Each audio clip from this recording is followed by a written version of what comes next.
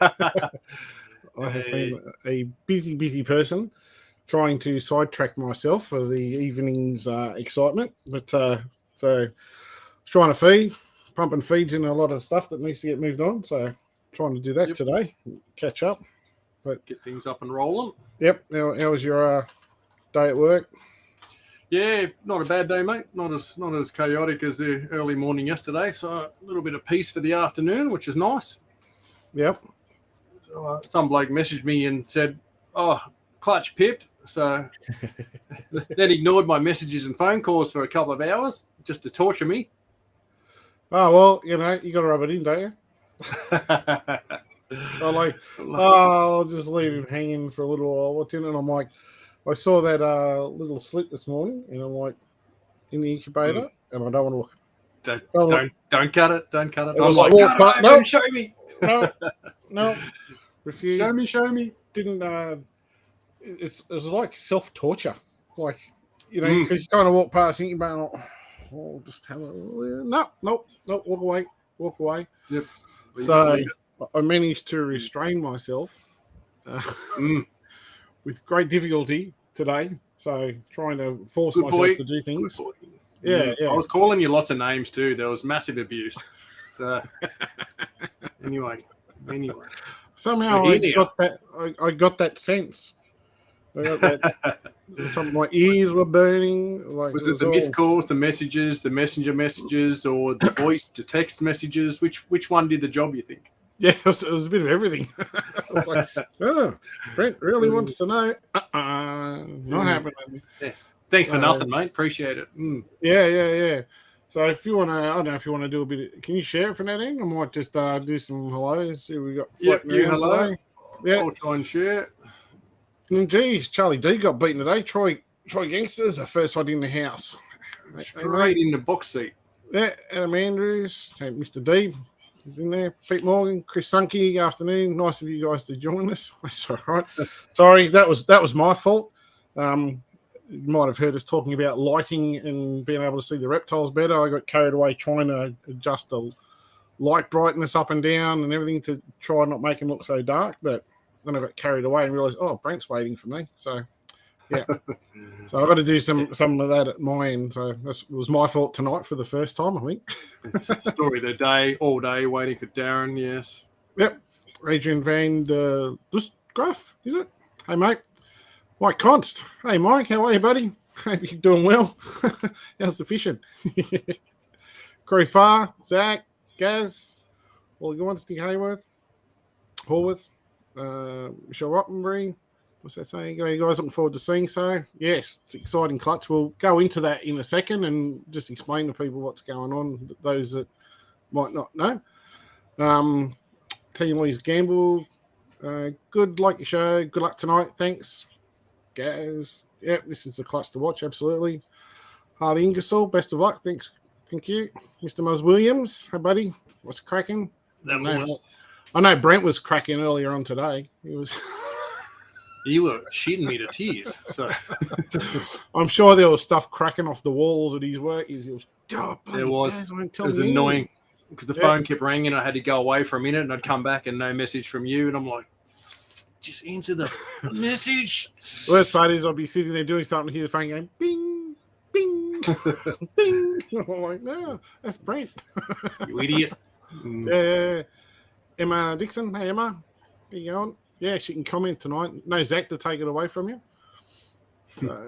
Faye. Hey, Faye. Chris Fletcher. Will Roberts. Easy. Mr. Sunky. Daniel Quigg.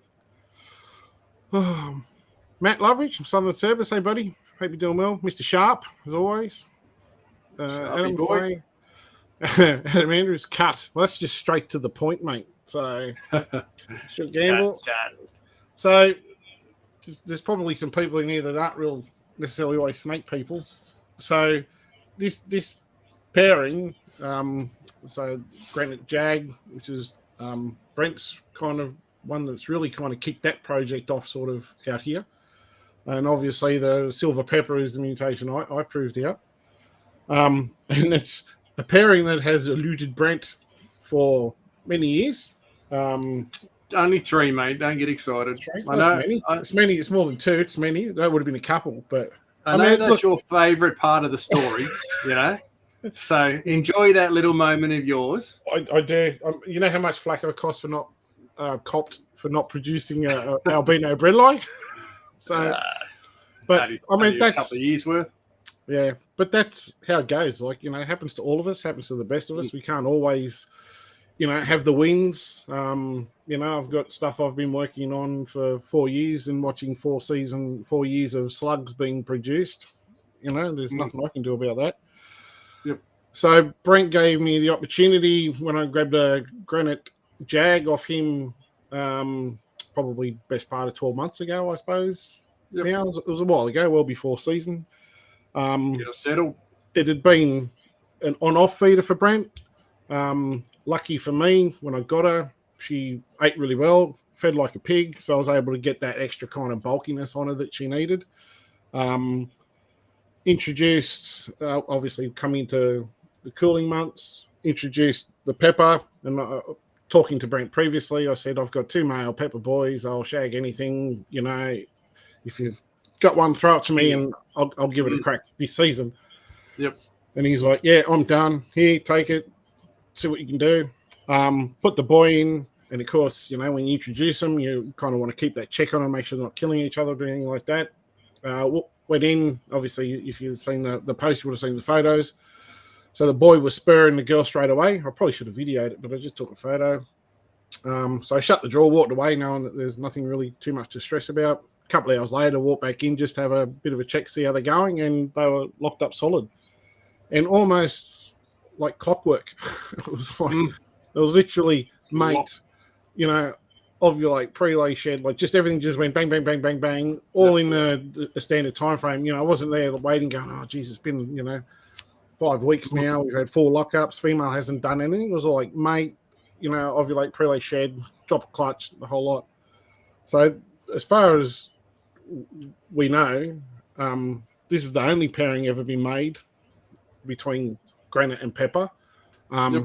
There's been a lot of speculation in the past with people saying, oh, it's the same thing. Funny how all those people own granites. Funny, yeah, saying the same thing. And there is a similarity for sure. There's, isn't there? I mean, like, they've both got that broken up speckle pattern on them. To a degree. But when you know, at first glimpse, you can go, oh, yeah, I can see a similarity. But when you put them side by side, when you look closer at the details, there's actually quite a bit of difference. You know, which led us to believe fairly confidently that they're not the same.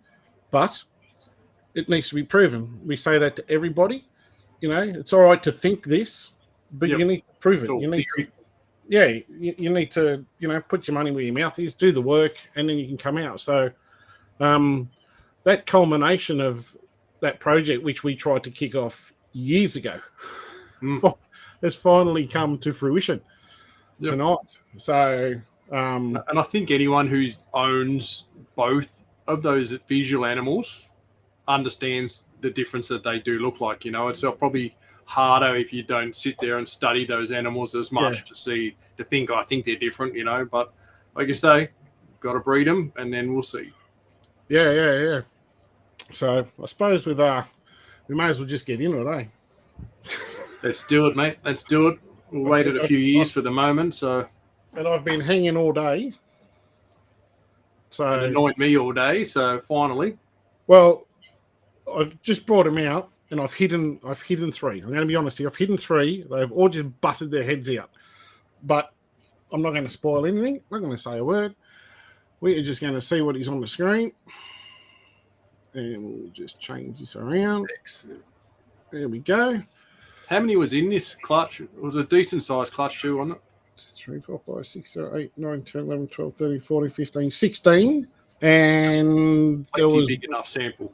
Yeah, 1 slug and 2 eggs went off. So if you actually go back and look at the photos of her beside the clutch, there's 2 eggs that are separate and 1 slug under one side. Obviously, that was in the bin. And those other 2 eggs that were kind of separate everything else, almost. Yep. They went off. Yep. So, knows best. Yep. So they got binned. Off they went. And here's what we got left over. So let's just get in with it. What should we be looking at, mate? Because I had a couple of people message me today, but obviously not everyone's right up on the genetic side of it. And people were saying to me, what's the possible outcomes? What's the outcome that you want? And, you know, what could we see? Okay, so there's kind of two outcomes. One, if they are a compatible gene, as in the granite and the silver pepper are a compatible thing, we're probably looking at, you know, another mutation, or, you know, you could call it another mutation or compatible gene. So you're obviously looking for mutations in the eggs. If they're not compatible, you're looking for wild types. So like putting a xanthic with an albino, you're going to get a clutch of wild types that are double het xanthic albino. It's the same with these guys. If we've got wild types in here, then we're going to have double het pepper granites. And obviously, you know, you've got the jag thrown in. So, you know, you'll have a jag double het granite, or, you know, a granite pepper jag if they're compatible, I guess. So, but yeah, so it's the first of its kind, because no one's ever paired the granite and the pepper together to see if it's compatible or not. Like, you know, there's multiple xanthic lines. If you look at some of the stuff overseas in the US and ball pythons, there's multiple lines of albinism. You know, you pair two albinos together and get wild types, but they're both double het for albino. So these things can happen. So, however, obviously the granite being an IJ carpet, and the Murray's being proved by myself out here from Pure MDs, the chances of them actually being the same is very low. But like I said, so we'll either see wild types and jags, or we'll see a clutch of things that look like granites and peppers. Yeah, greppers. Pepper. Pennants? Pepper. Pennants or greppers? I don't know. So, mate, I'll let you choose an egg. I'll just like, you pick one and I'm just going to go from there. Let's go bottom right. Yep. It's not slit, that one. Nope, it's not slit. It's a gumpy egg. That's probably why Brent picked it. Loved it. So, in here, make sure I'm here. Let's see what we got.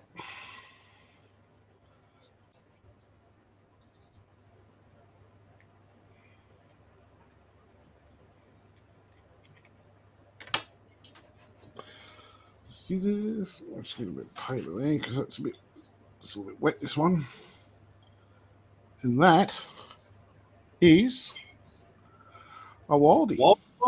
That is a wildie. Is his head just here? There we go. Look at that. It's looking a bit darker than what it is. That's why I was trying to get the light to try to see if I could get it to focus a little bit better on the animal rather than... Yep, I can see it there, a bit away from the camera a bit. It's very reflective, isn't it? But definitely a wild type. That's the key part we're looking for. Yeah, that's it. Very cool. So there's one wildie. So that which is pretty much proves it. But they're not going to work. They're not the same morph sitting on the same DNA chain. Nope. So I'll grab this one because he's just sitting right here at the tip of the egg right there. You can just see the tip of his head just poking in, a little tongue flick. These little... Right. Oh, well, it was right there. Oh, I got that there.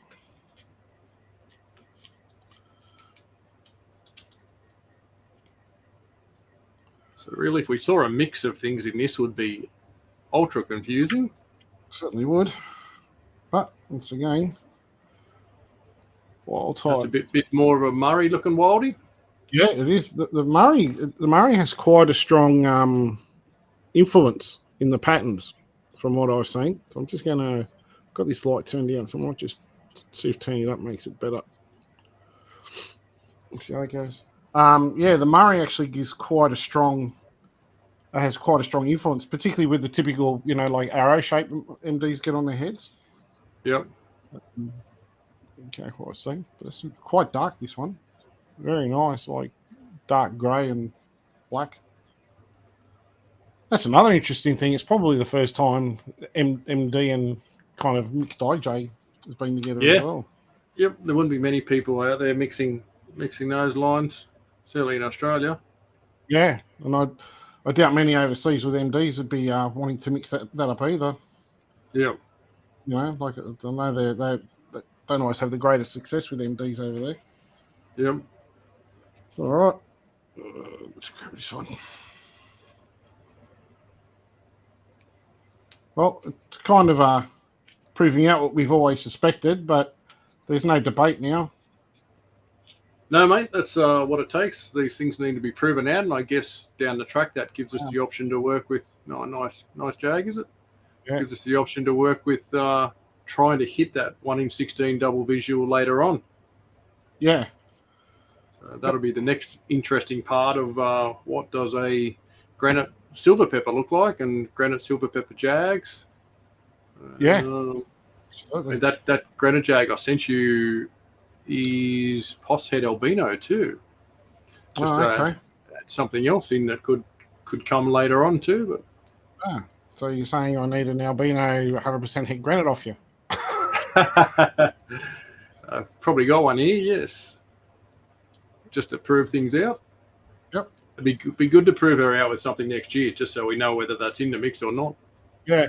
It's interesting. I don't know if you can actually pick it up on this so much, but I always talk about how the MDs have that different sort of coloured head with all the mutation stuff. They kind of still have you can see that on there, that bluey tip between the eyes.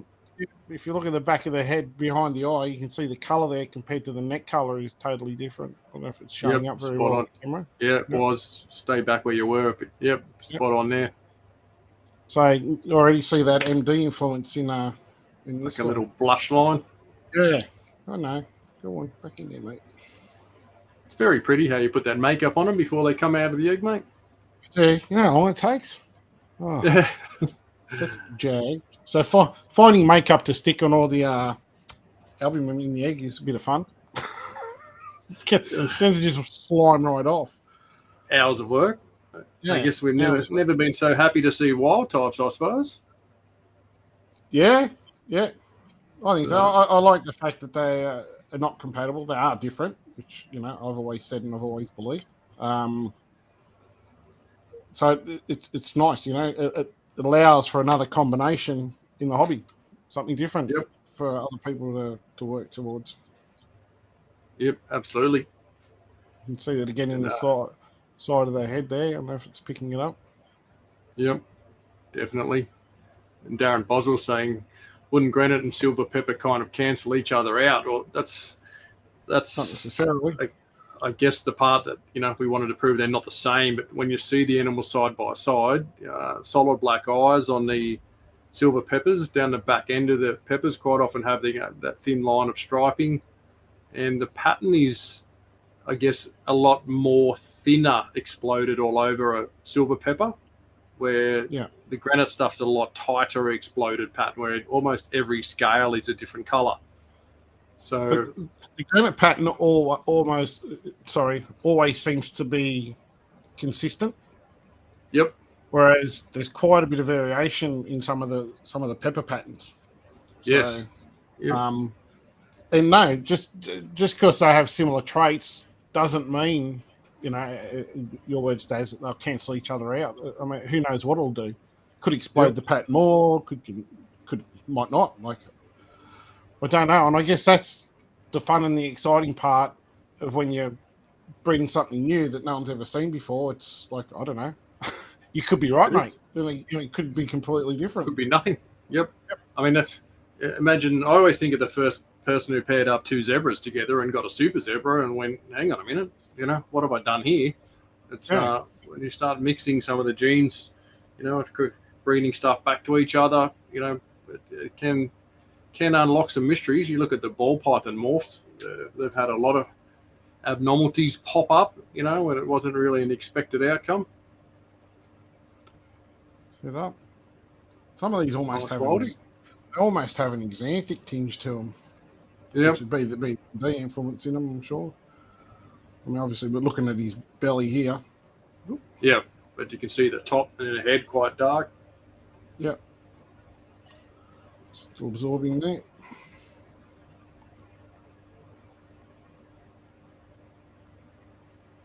Very nice. Cool.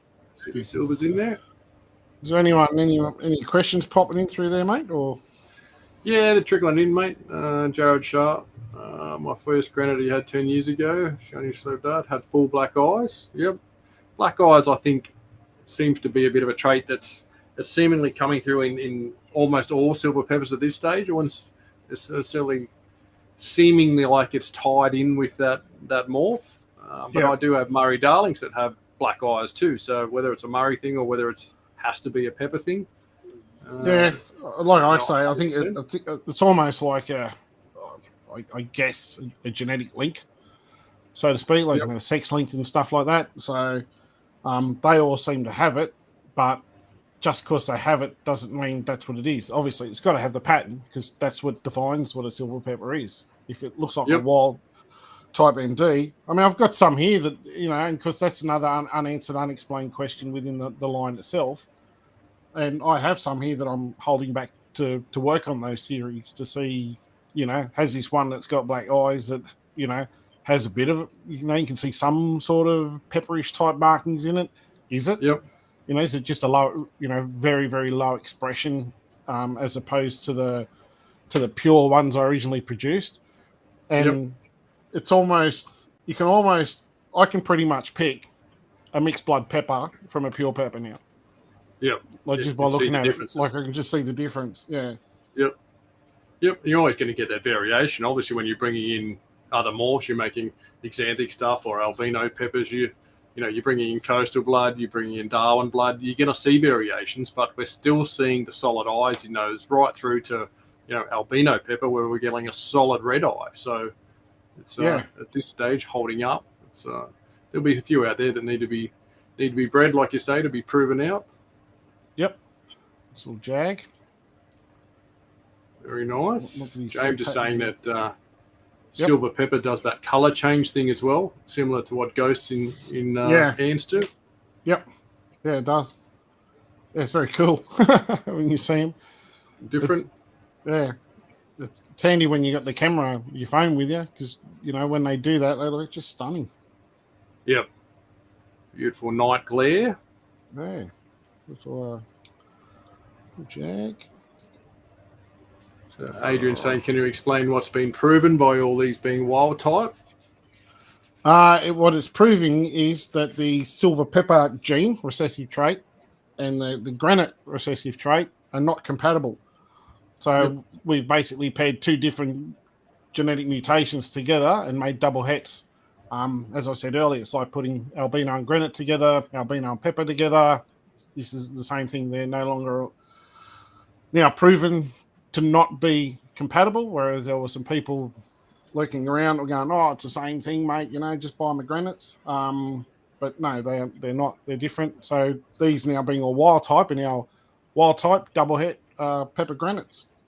So down the track, when we get these up to size and breed these together, we'll hopefully still be doing these shows and, hopefully cutting what could potentially hold the world's first granite pepper. Or even a granite pepper jag, as you said before, Brent. Yep, could be anything. So each of these different type morphs, they all live on a DNA chain and they all sit on what's called a locus point. So, xanthism, albinism, whatever makes silver peppers and granites, they sit on different points of this locus. So basically all we've done is prove that, the granite gene sits somewhere else on a different locus point to what the pepper does. So like Daz said, they're not on the same locus point, so they are a totally different morph and will not work directly with each other until you got to make those double hets and then hit the 1 in 16 to get the double visual. But it will be a double visual. We should be able to visually see, the granite and the pepper in something that is carrying both of the genes. Yeah, this guy's like, I'm ready to come out. Get back in there, dude. Yep. Little jag.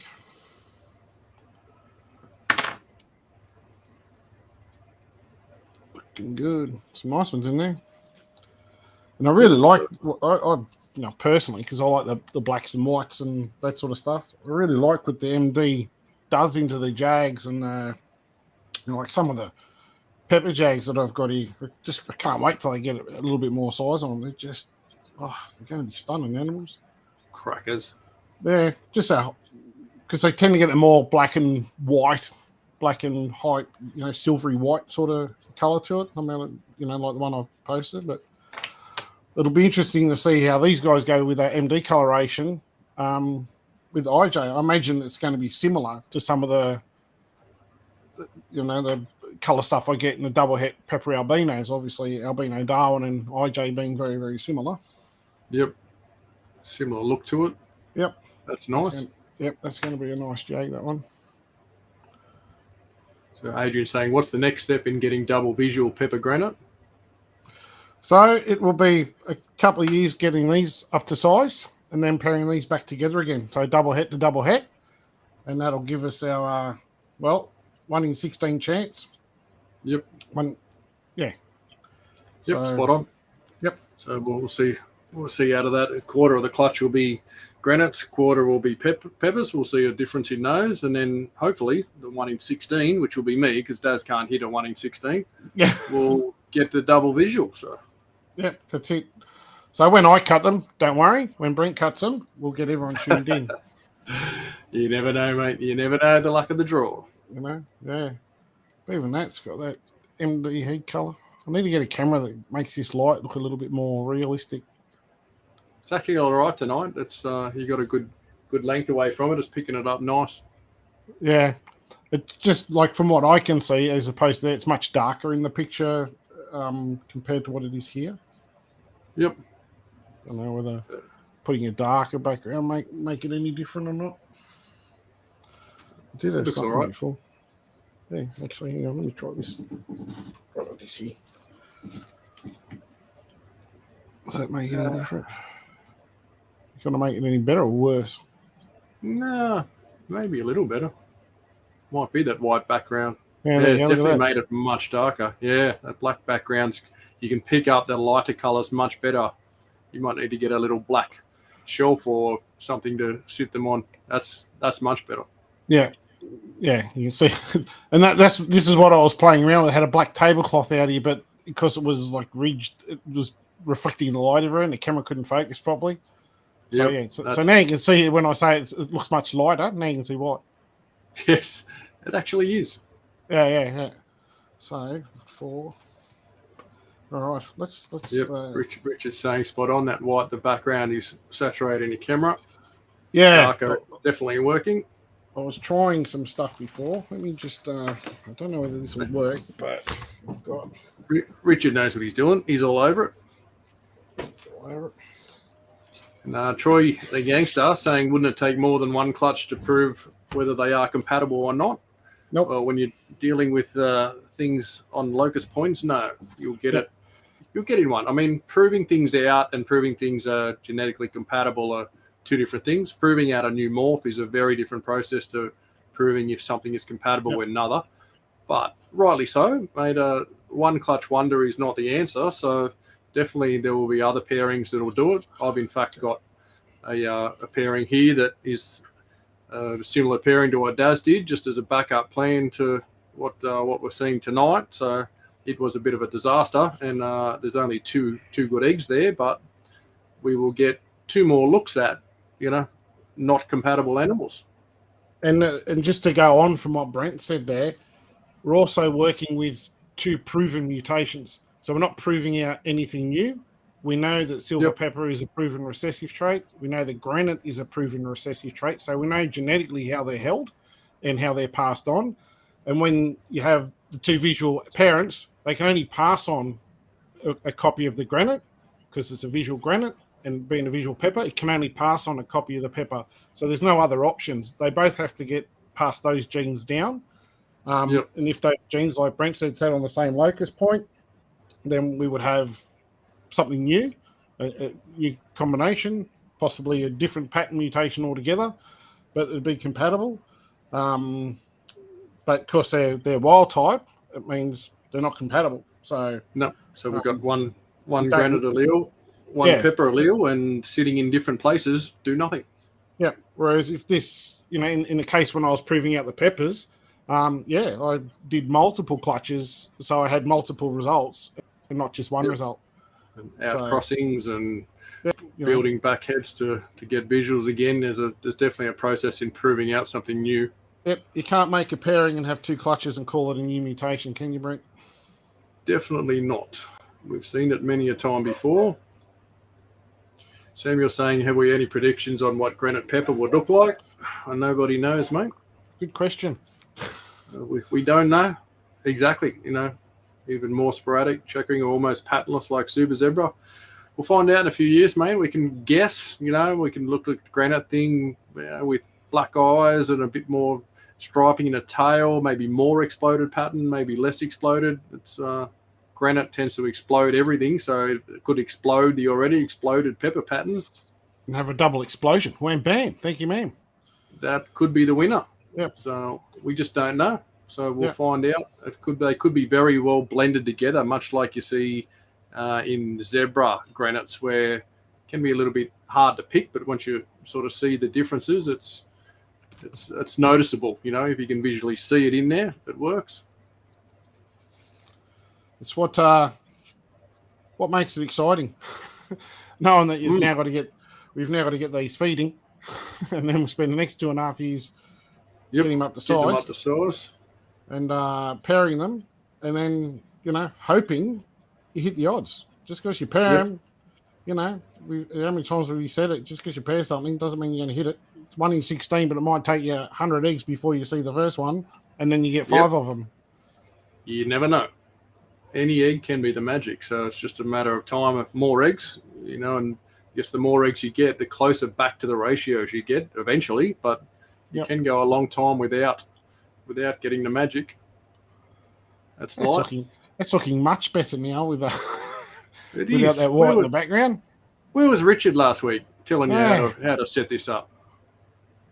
Yeah. That looks good. Much better. Tony Hall saying, the theory with the double visual, whether one will be more dominant than the other.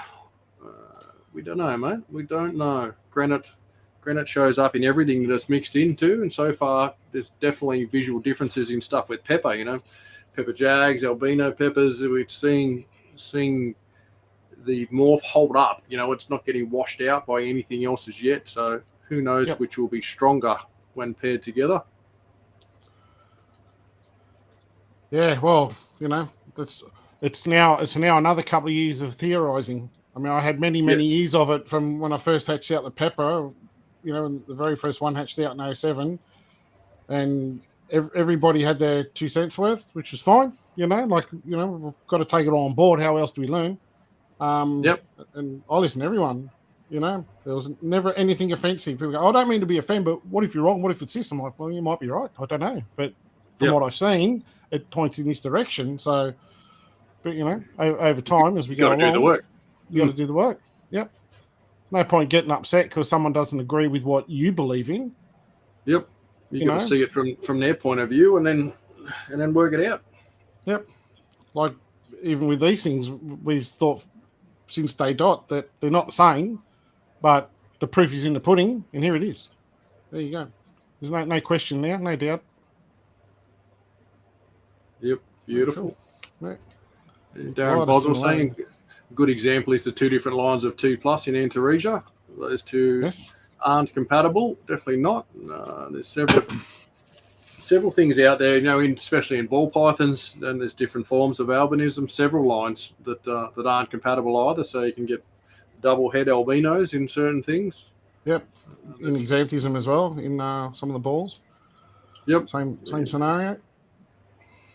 Corey Fast says they might be patternless. They may well be, mate. That would be different. And that's the thing. It's let your imagination run wild, because who knows? We don't know. It could be anything.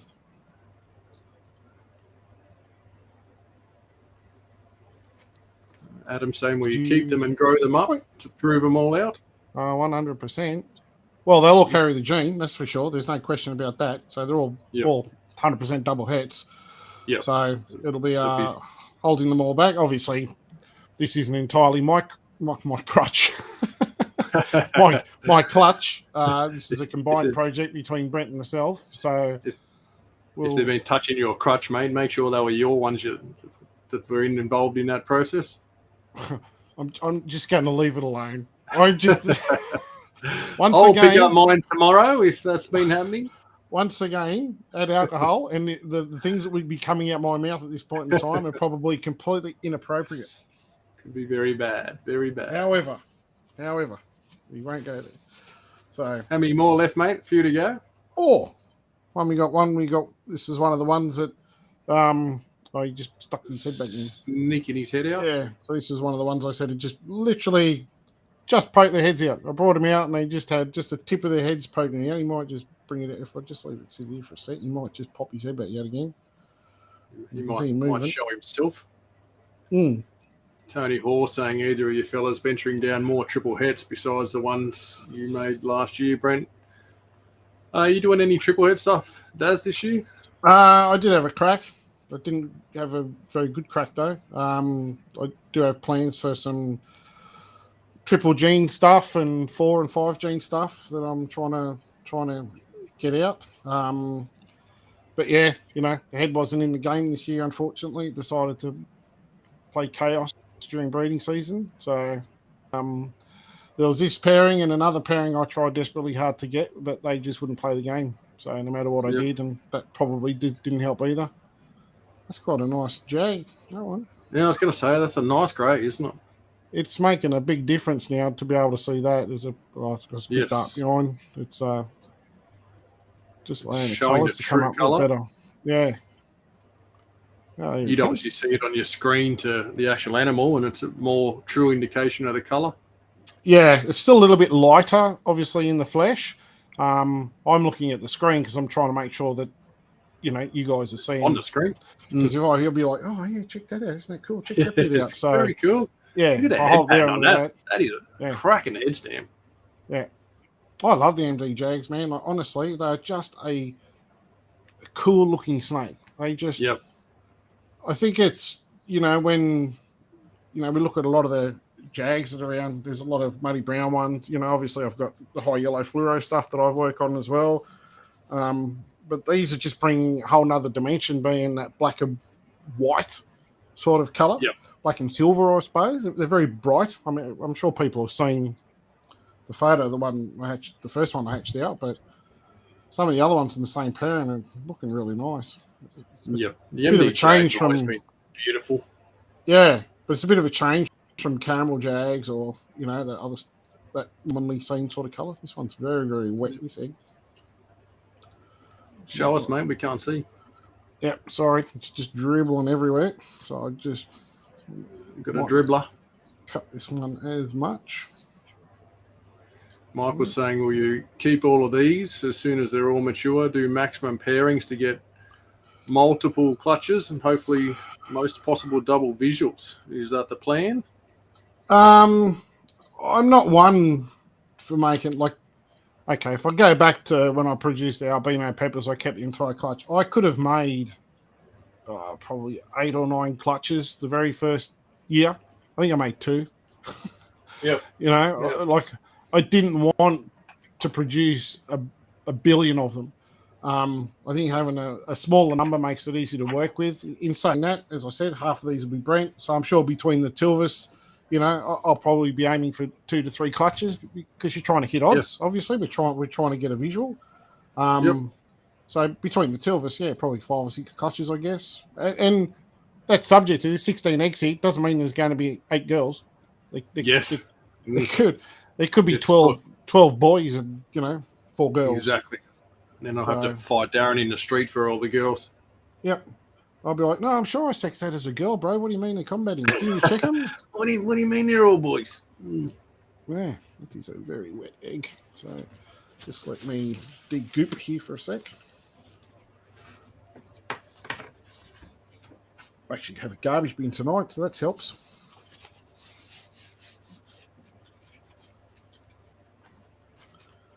All right, so we're down to the last couple. Yeah. Oh, one more. There's this one here to go. So I might actually do that one. Just because it's a Brent special. Yes. Ugly ones. Love it. Like Yes, Tony, the pairing I actually tried here was an albino granite to a silver pepper. So they will be triple hets, the couple of surviving eggs out of those if they go the distance. 2 good ones laid. There was a massive bunch of slugs, and the 2 have held up pretty good. They're tracking along quite well, due in a couple of weeks. So we'll get another, and that'll be a good, I guess, totally different pairing, completely different animals to what Darren used over there. So unrelated, far, far apart. So yep, that's nice. Although the peppers have some base foundation of relationships here with what I have. Yep. But still outcrossed. There we go. Well, we're all wildies everywhere. So it's kind of an undebatable now. Yep. Richard's saying find something with matte black finish for the next video. They will show up better without the reflection. It's the gloss that's killing you. It's all I've got around here that's kind of black. I just didn't have anything, Yep. I've got, Yep. Well, put it this way, I want to use something. Right? Yeah, I don't want to use something that's going to get egg goop all over it and soak into it and then have a mess and a stink. So I'll have to look at something. I actually said piece of matte black melamine or something. It's something like that. Because like we talked about, my bench top here is fortunate. It's just a dark green color, so it's been working well for lights and action on my side. I've just been lucky. Yeah, that one's another wild type in there. It's very, very wet, this egg. Yep. Needs another couple of days. Yep. I'll finish different spots. That's just gooped all over my phone case, so that's awesome. Awesome. Love it. Hey. Boop. Carl saying go to Bunnings and get matte black construction paper. That might work. You can just chuck it away. Yeah, that's what I was about to say. I said to Ness, might be able to get some, black version of a butcher's paper, so to speak. Yep. Black corflu would work well, says Kurt. Yeah, something non-reflective like, was it Richard Studsmith said? So, yep. I mean, I just happen to have this under the desk, the old black HSV folder. And then something easy to clean up because there will be goop. Yep. Samuel saying, where did granites come from in our carpets? Where they come into play overseas? They had a pop up in IJ, so I'm guessing ours are Darwin's. Well, no, mate. All granite came from IJ in carpets. They found their way to Australia and all over the world, as all morphs do, much like zebras turned up in Australia and jaguars turned up in Australia. Yep. They all get here eventually. Caramels turned up. Hypos were here. Caramels showed up. So, yes, the original granite stuff is IJ blood. Now being mixed, pretty much everything that I've got is 50% Darwin, 50% IJ, and Darwin pretty close, phenotype looking animal to the IJs in many ways. So they tend to, like the Darwin IJ granites, look a little bit, still fairly close to what the IJ animals look like.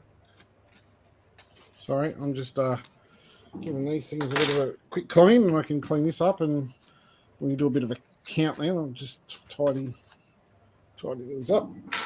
Give everything a bit of an F10, and a bit of a spray and a wipe. Make sure it's clean for next time. Yep.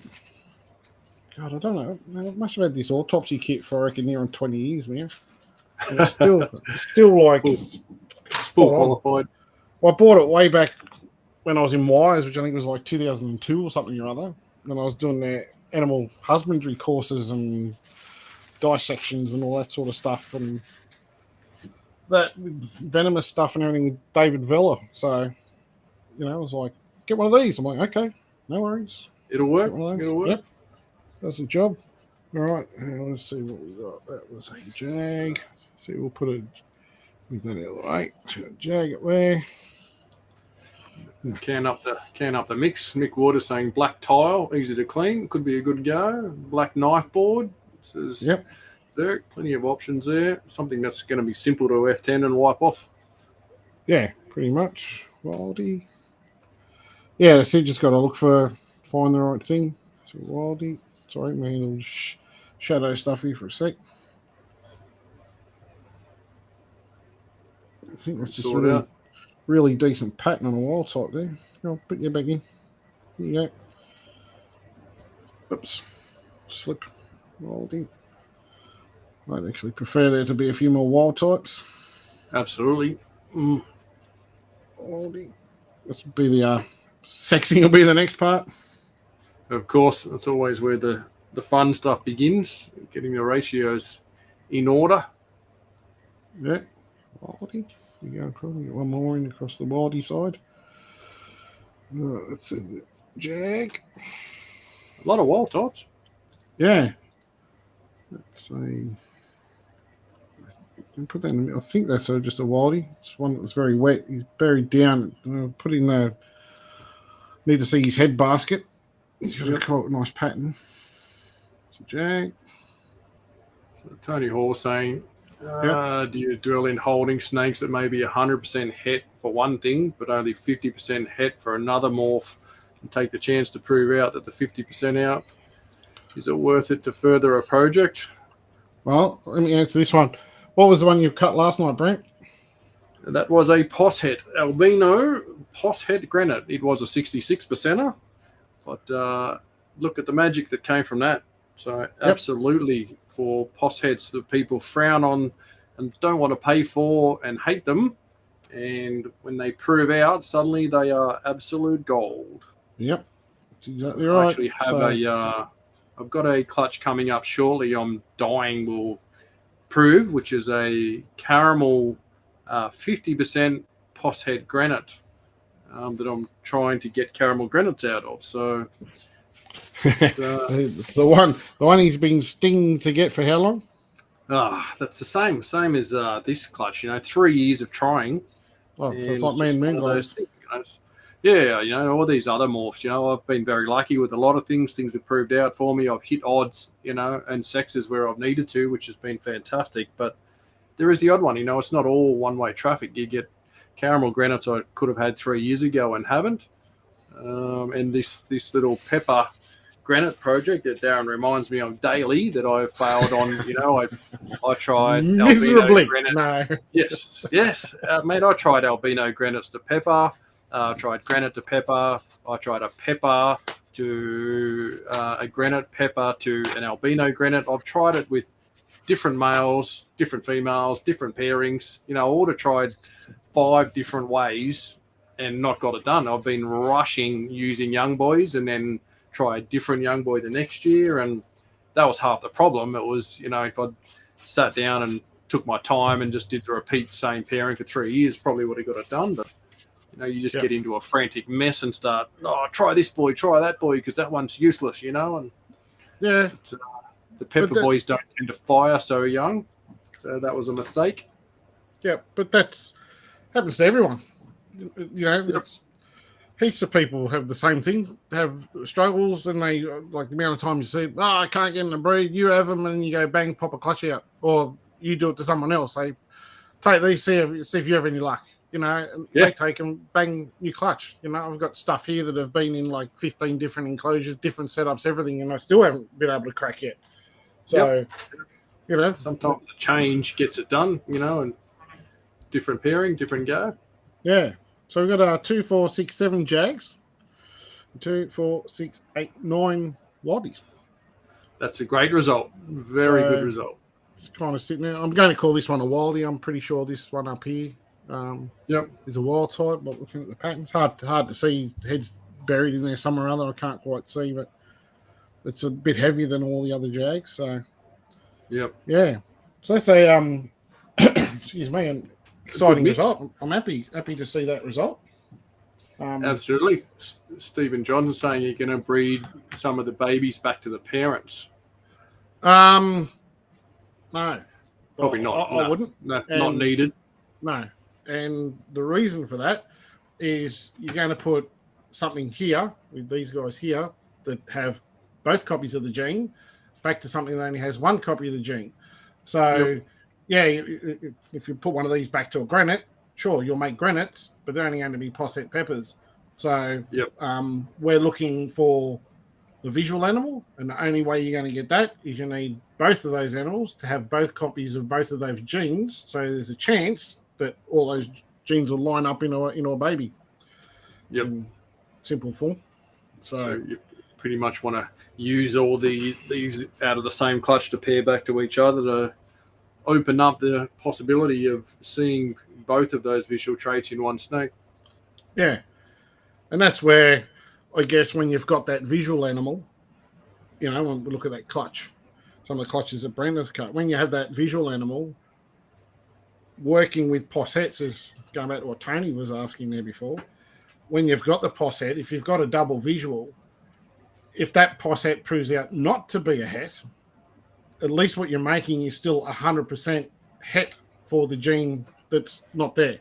So, if it's albino granite, you've got an albino posset granite, and you put an albino granite over it, you're going to make albinos. If you get no granites in it, then all the babies will be albino 100% het granite.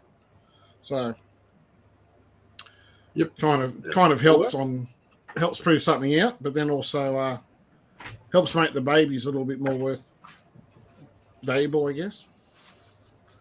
Just a few more years of feeding and cleaning up poo until we get to see that, though.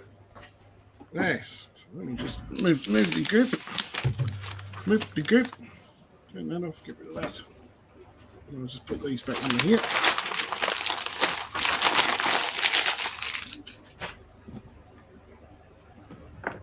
There we go. All neat and tidy. Very good. All aboard. Now we can shuffle this around. There we go, mates. That's exciting. Done, proven. On to the next stage of the plan, which is pairing these things back together.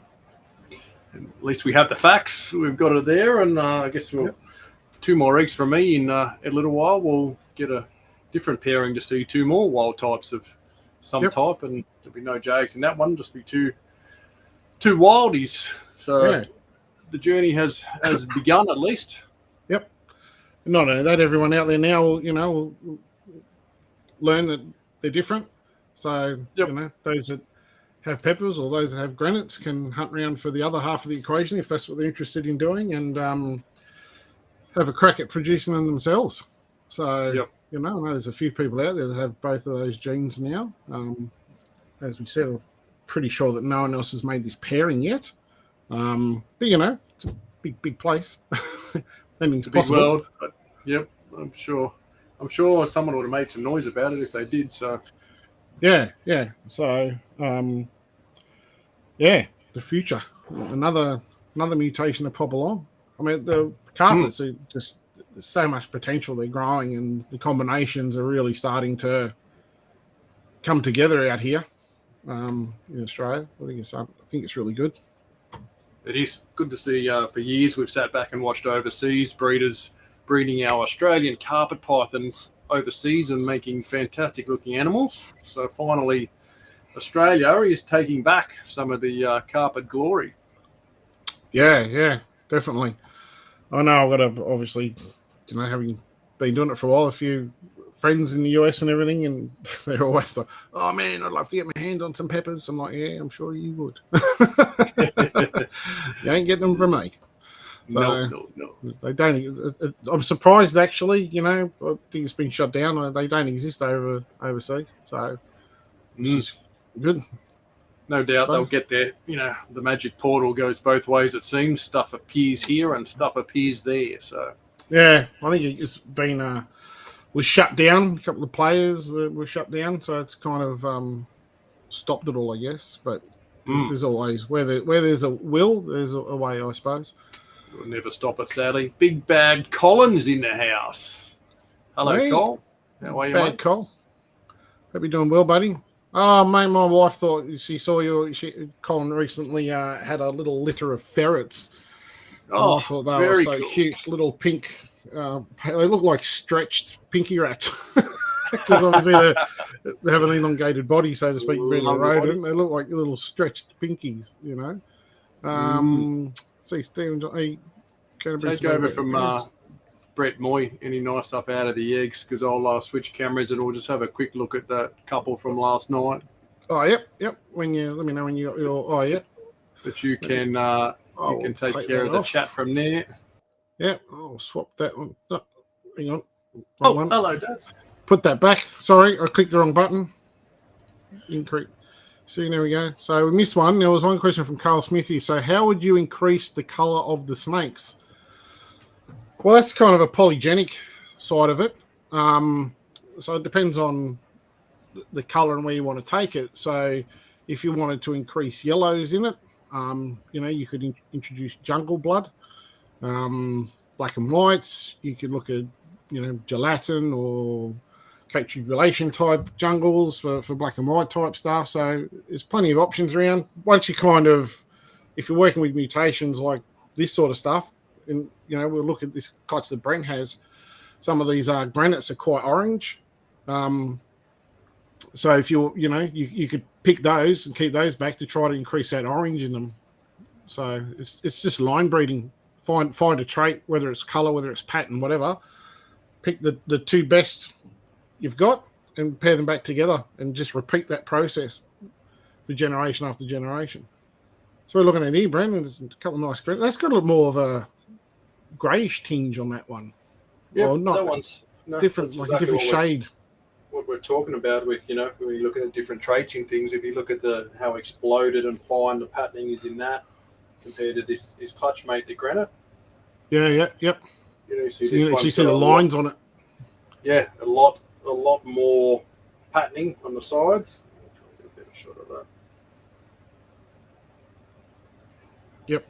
So obviously a much more exploded look. So I know it's the things that you can work on, you know, you can try and, I like the more exploded sort of look, like these type animals to me as adults have that really fine exploded look. And I like that. That's what I've been pushing to try and enhance. So I've been keeping back. There's another one there. Things that are really, really fine, really exploded looking, and trying to develop that even further. So, yep. And that's it. And that's yep. Nice. And that's why we always say, you know, if you can hold these animals back, get them feed and hold them back for a good, you know, if you have the space, the room, the patience, to hold them back for 6 to 12 months. By that age, they're really starting to get some size, show their colours and everything else, and then you can kind of have another pick through. Like Brent will probably go through this clutch and go, yep, wild types I don't need, you know, the albinos I don't need, whatever. But if he's trying to look for specific traits in granites, he might hold them on for 9 months or 12 months, see how they colour up and how they change over that time, and then go, rightio, I don't need 4, but I'm going to definitely keep these 2, and then move 2 on. Yeah, exactly what I do. I normally hold back 2 or 3 or 4, you know, and end up selling 1 or 2 a bit later on that someone gets a nice yearling that's one of the better ones later on. So, yeah, yep. But more, any nice looking stuff out of eggs and completed first shed yet? Not here at this house, mate. How about you, Brent? You had I had the very first snake shed this morning, actually. When I came there you go. To spray some hatchies. Where is he? One of these. Here he is. That's the very first shed of the season. Just an albino from that first clutch. So albino head exanthic. Well, he's still got his head stuck on. So yeah, that's the first one out of for the year. It's every day spray job until they finally get that skin off.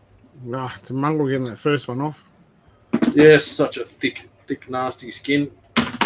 Yeah, so I haven't had any shed here yet, right? So, well, look at this. Is that terrible clutch? This is the clutch with the mixed bag of lollies. There's a albino Granite Jag. This one's very weak. I actually doubt this thing's going to make it. Yep, you can tell. It's alive, but it's pale, which makes me think it's underdeveloped. Yeah, and it's not a strong animal. expect that. Probably won't see the night through. He's very, very lethargic. Yeah. Yeah, I had it with one of mine that hatched out from the striped albino clutch. It never made the next day. I didn't think it would. It came out, just didn't quite look right, and unfortunately didn't make it. But that's the way it goes. Wasn't meant to be. Variation, that's a different albino granite, different patterning altogether. Yeah. There's a few of those out and different. Yeah. And that's a really good example of, like, there's just two albinos exactly the same as in albino granites, and yet completely different in coloration. It's a little bit too close, mate. We're a bit blurry there, unless you're just picking it out. Yeah, fair enough. Just trying to grab a few. Yep. Just showing off, aren't you? Oh, look, 3, 4, 17, 39. But pattern and colour. Lighter, more orange, very orange. One almost shows no pattern on it, the one with your thumbs over top of. Yep. This one's near patternless and lighter. Yep. Some are dark orange, some are lighter, some are more, got probably a bit more of a peachy tinge to them. So yep. And then albino, crazy orange. This straight albino thing with awesome contrast colour. Yeah. I don't know what's going on with that. That's just a insane colour orange on the head. If you look around the head colour, that is nice. Yeah, stunning. And that's why you hold these things back. They'll look totally different in 6 or 9 months, and that's why. But straight out of the egg, if you're looking to work on a different colour or pattern or something like that, you can see it as an ideal clutch to look at. With the amount of albinos and the amount of variation, polygenic variation in the albinism in them. So, and the pattern, I guess, with the granite side of stuff. So, makes it all fun being able to take a line and take it in a direction you want to steer it to. Isn't that right, Brent? Yeah.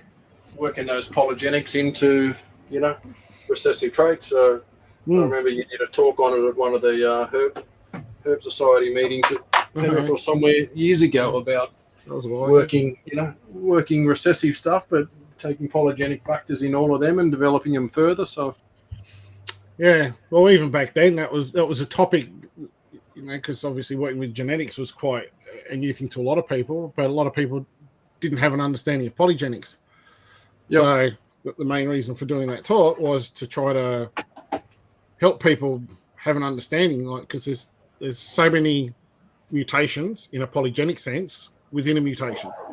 And as I said in that talk, you look at albino Darwins. Back then there was more pure albino Darwins, but there were striped ones and banded ones and, all different high variations. Yellow, high whites. High contrast. Yep. That's it. So, you can pick anything. It doesn't have to have 58 genes in it to make it special. You can take the time and work on something and just refine it and make it better and better and better. Yeah. So it's an individual choice that's easily done. It just takes a long time. Yeah, definitely. Chris Sankey, awesome work, Daz. Can't wait to see the outcome in a few years. Definitely, mate. It's another exciting project to kick along. So very exciting. Tony Hall, Whitaker, Hall, mate. Do you put the hatchies back in the incubator dry? And what's your reason for it? As I'm sure myself and others use wet paper towel, but always use it. Okay, so these guys will go in as they are, so they'll just go back in the incubator, but I will put a water bowl in. So they've all hatched. They don't need to have moisture in the tub at the moment, so they'll all come out. They will dry out, but it's just a natural part of the thing. But most of these will be out by tomorrow morning. There might be a few hanging around. It's in the morning because there's going to be, albumin everywhere from the eggs and dragged all around the tail. Be a hell of a mess. So in the morning they'll come out. Any empty eggs will get binned. I'll just put in new paper. I normally wash the tub.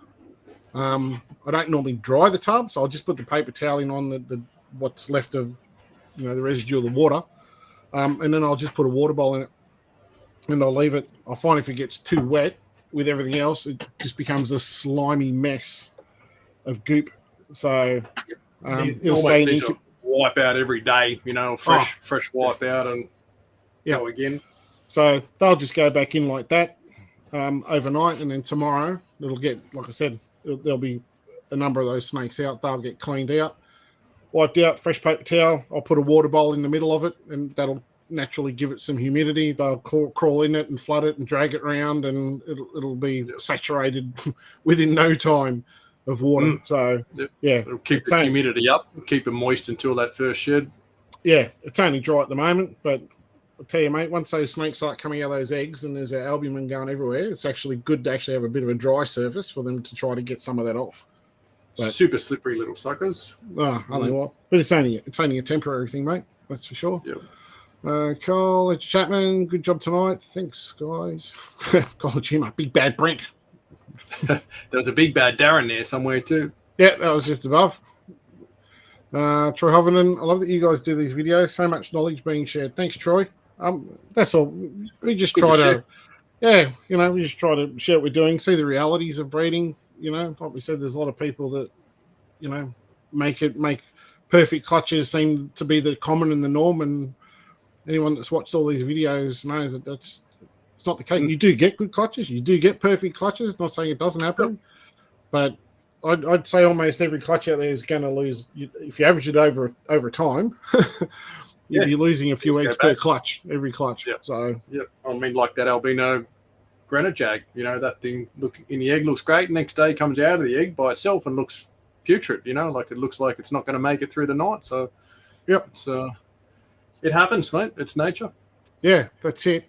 So, and on the flip side of that too, like with you guys asking questions, sometimes there's something will pop up and I'm like, oh, I'm not sure about that. We'll ask Brent or we'll check it out later. So, we learn stuff as well. So it's good for us too. So, I always say the minute you think you know it all, it's the day you stop learning and you may as well just leave the hobby then. Shut up, sure. Yeah, mate, I've been doing it for a long time and I still learn stuff, and that's what keeps it interesting, I think. I don't know how you find it, Brent, but it's keeping it interesting. Sharon Harris, late to the party, but hello, guys. Hey, Sharon, how are you going? Katie's still asking which one of those is hers, mate. All of them, apparently. All of them. Send them to me. Send me mine. I fed my new snake today, Darren. I forgot to send you a picture and all. So very good. Fed it a gigantic rat.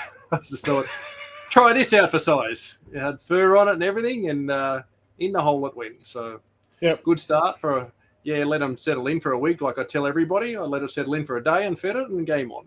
It's funny. I did the same. Except one of yours didn't feed. There you go. Yeah. But that's because it's in shed.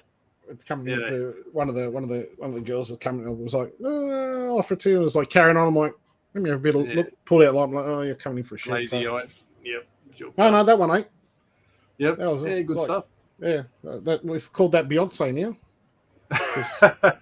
To your left, everything. To the left. Well, that was my daughter named it. Can we call it Beyonce? I'm like, why? She says, to the left. Yeah. Sorry, sidetracking. Well done. Yeah. Chris Fletcher, can you sex any of them yet, Brent? You can sex them at any time straight out of the egg. They are absolutely minimal resistance. Let me swap that camera back then, Yep. Now is actually the best time to sex animals when they're fresh out of the egg and they're not. They don't have those muscle retention to hold back hemipenes. So we can see. I don't know if we can get that on camera. I'll try and get it a little bit out of focus. Get a poop.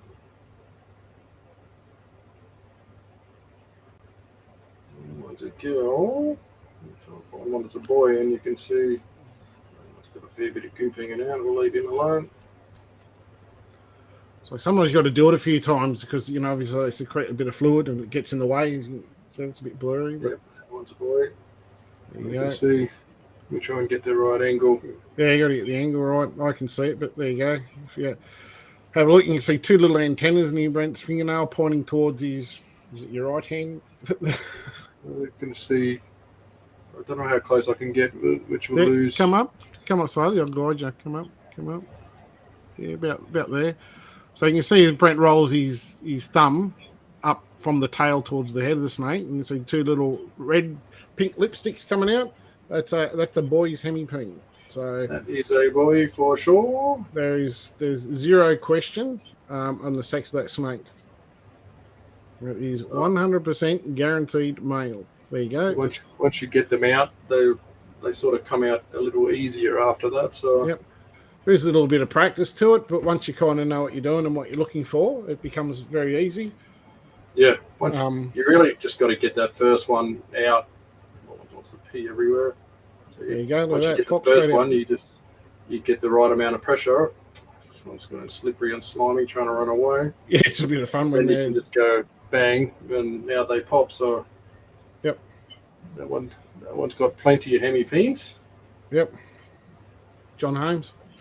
Cool that one. He's long, very long. Yep. Oh, that focus there. There, just hold it there. But yeah, so that's the easiest way, and that's why at this age I prefer popping. For that reason, it's quick, it's simple. As you can see, the snake's not stressed at all. You're not trying to lube up a probe and stick it in them, sort of thing. It's far less intrusive. As they get bigger, I don't pop. I prefer the probing method. But at this age, I believe it's one of the safest, fastest, and easiest methods, and highly accurate methods of actually sexing a snake. Yeah, and like you say, they're not bothered by it at all at this current stage. They're, you pop a snake in a month's time or 3 months' time, they're a little bit unimpressed by it. They don't particularly like the process that much. But when they're this young, there's just zero resistance. They're not bothered by it at all. No, I mean, it's like, a newborn baby getting smacked on the bum when it first comes out, they don't remember it. Yeah. It's just come out in the world. They don't know what's going on. Doesn't bother them. Yeah. Where was that? That was there. Carl Smith, I think that is what he did with my Super Zeb and Breadlie. Yeah, we did. Brett Moyne loved the variation. Kurt Lisey liked Blonde Max over generations. Yeah, absolutely, mate. That's it. I mean, you'd remember back in the day, I'd say Shane Scarf had some of the best blondes. Bob Withy also had some very nice ones. And then as they went around, so more and more people got them. But those lines just kind of disappeared. And, I mean, there's probably a lot of people who go, who? Shane who? Bob who? Bob what? So, but, couple of legends of the hobby there. Couple have been for a long time. I don't think they do as much anymore, but yeah. Daniel Quigg, much appreciated live. Loads of info for us newbies. No worries, Daniel. We're here. It's what we do it for. We just try to help out. So share what we learn and stuff. It's always good. We had some good teachers, mate. People taught us. We passed 100%. It on. Yeah. Yep. Now with all the social media stuff, like as I said before, to you, Brent, in the past, I had to go to herp societies and find books and read and talk to people. Yep. Back in Hawkesbury Herps when it first kicked off, sort of thing. Yeah. So it's good to be able to share this sort of info. Yep. Anyway, can you recommend any good books or videos on genetics? There's the big ball python book. What's that one, Brent? It's up there buried in all my books. Ultimate Ball Python Morph Maker. Yep.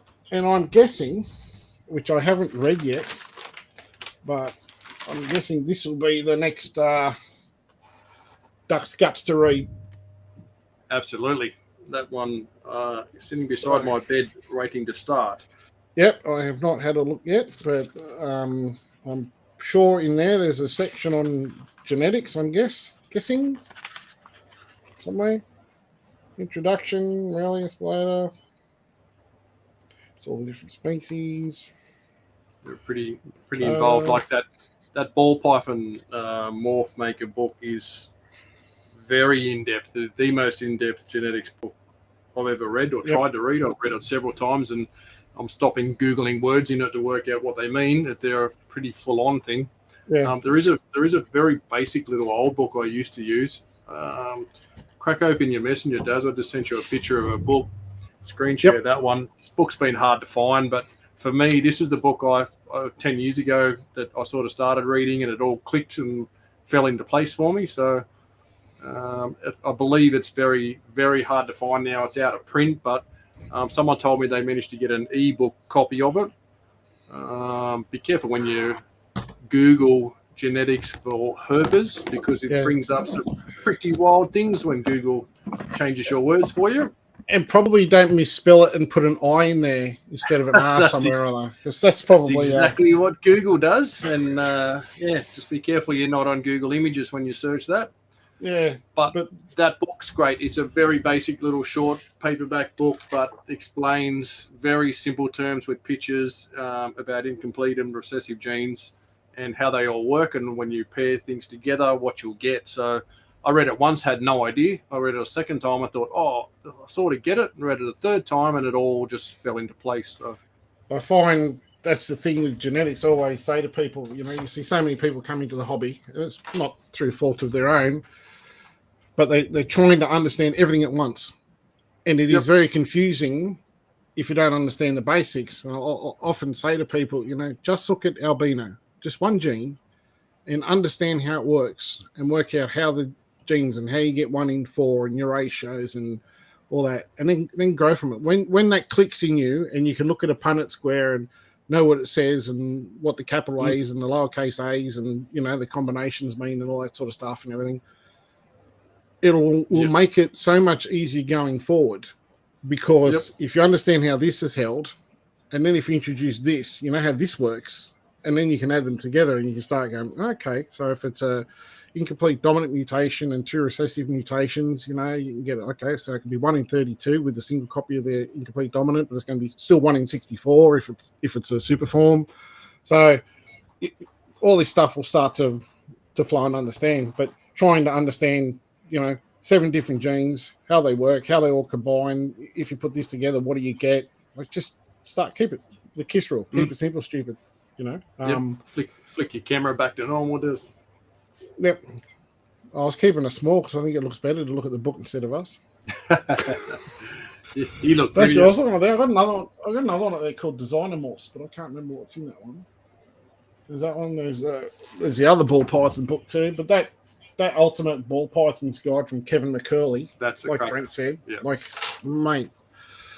Like Brent said, you got to read the paragraph and then go, I don't know what those 10 words mean. Yep. Yeah.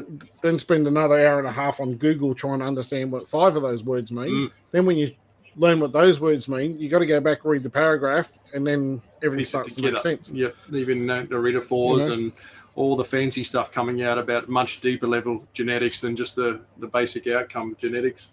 Yep. It's an older site. There is another website which is quite good for just, the basics and all this sort of stuff.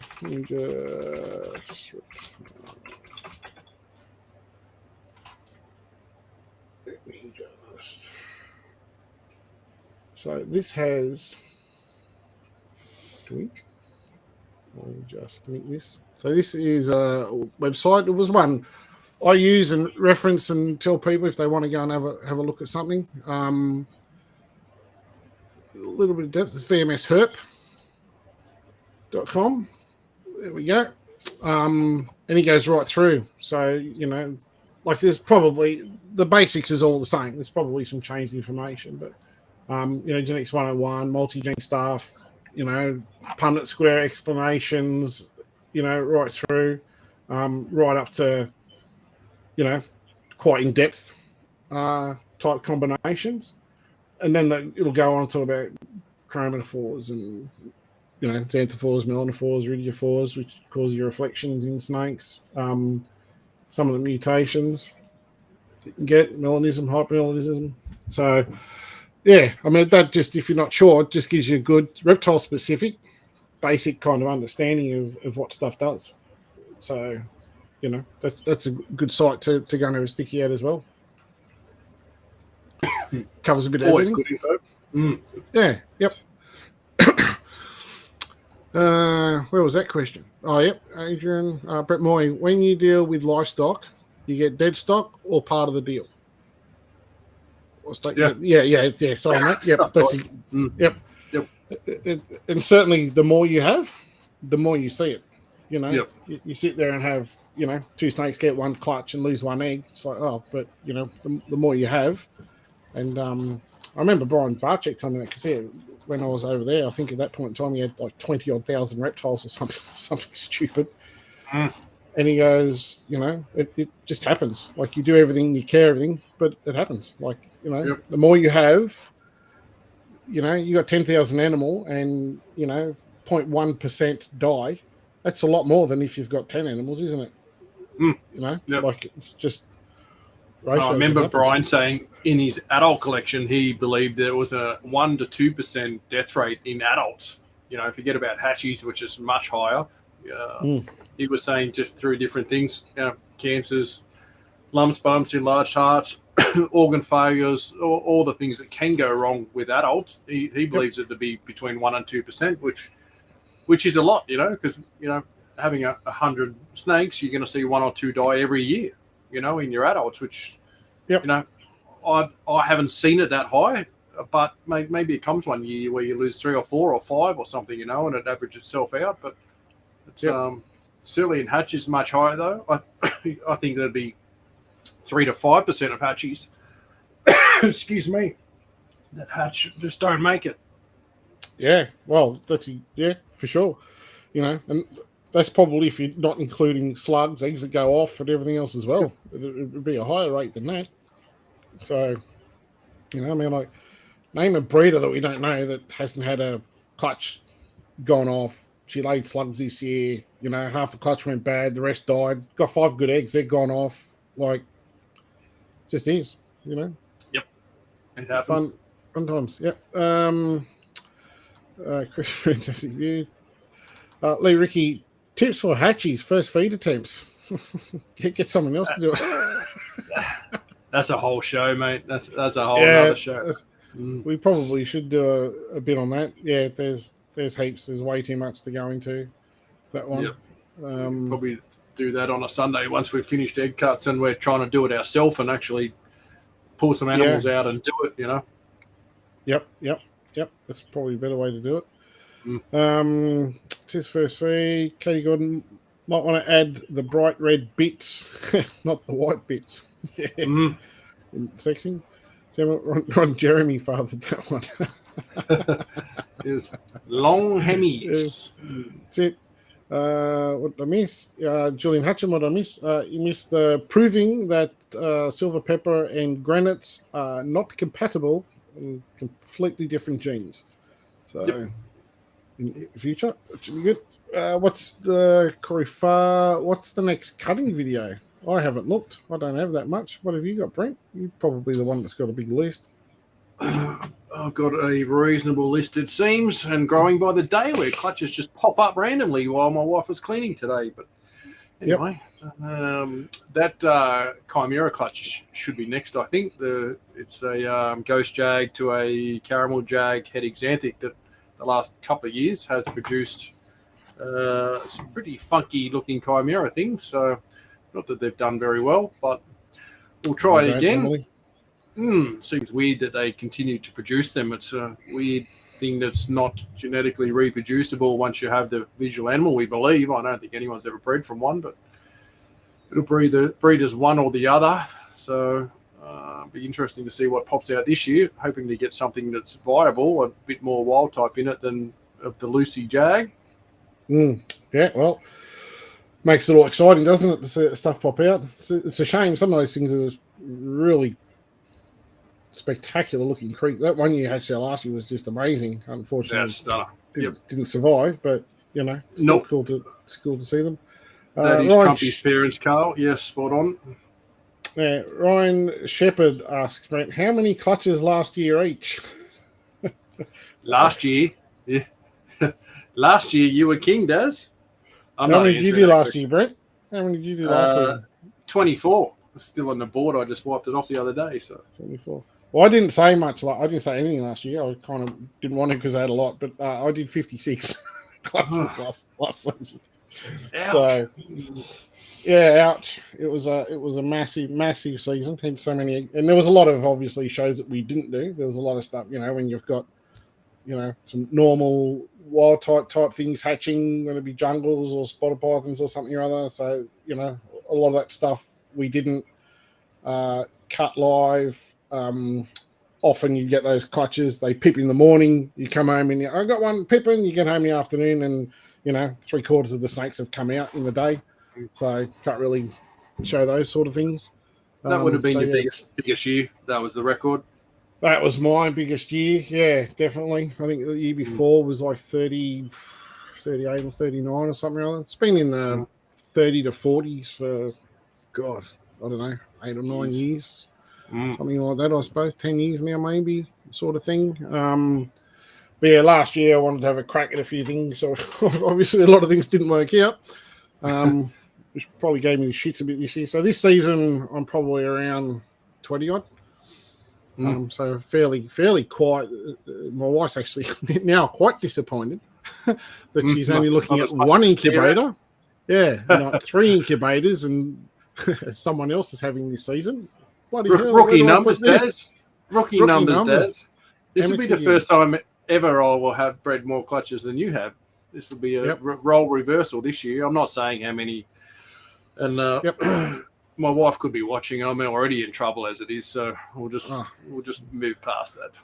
I've got a snorkel here, so when the shit gets up this high, you can still breathe at least. Deep shit. Oh, it's the same. You don't want everyone knowing what you got coming. So, so that's that. Stephen Johnson, what's your opinion on breeding snakes with neuro? No problems whatsoever. It is what it is. Breeding them together does not increase it, doesn't make it any worse, doesn't make it any better. Each animal that is born, obviously that's through JAGs. They do everything they need to do. It's only us that makes them go, oh, you're a freak, you're a weirdo, or this, that, and the other. It's like a kid with Down syndrome. You know what I mean? Yep. Like just a lack of motor skills or balance. But they eat, they shit, they shed, they breed, they mate. Their neuro has no effect on the outcomes of the hatchlings. It is completely separate. It's not like the worse they get, the worse the babies become. It doesn't work that way. So in saying that, we don't, we obviously do have some JAGs in our collections, but we try to minimalize the amount that we work with. So, in this scenario here, what I say, with 2, 4, 6 JAGs, we might put if there's a male JAG in it, we might put that over one girl and try to get the granite pepper JAG, is one or 2 critters and leave it there. So once you kind of got those genes to work with, being an incomplete dominant mutation, it's passed on extremely quickly. So you don't need to pump big numbers of them at all. Once you've got that visual animal there, it's passed on, because obviously JAG is a visual het, so half the clutch will be JAGs when you pair them up. So, you agree, Brent? Yeah, mate, you nailed it. It's I'd say, if anything, people don't always understand JAGs. There's a lot of hate out there, and I get it. And people don't like the look of it. So if anything, I'll probably cut back on JAGs more for popular opinion than people, saying, oh, I don't want JAGs. That's cool. You breed what you want to breed. You're responsible for whatever you breed too. So if you can't sell your JAGs, then guess what? You don't breed them anymore. So that's it.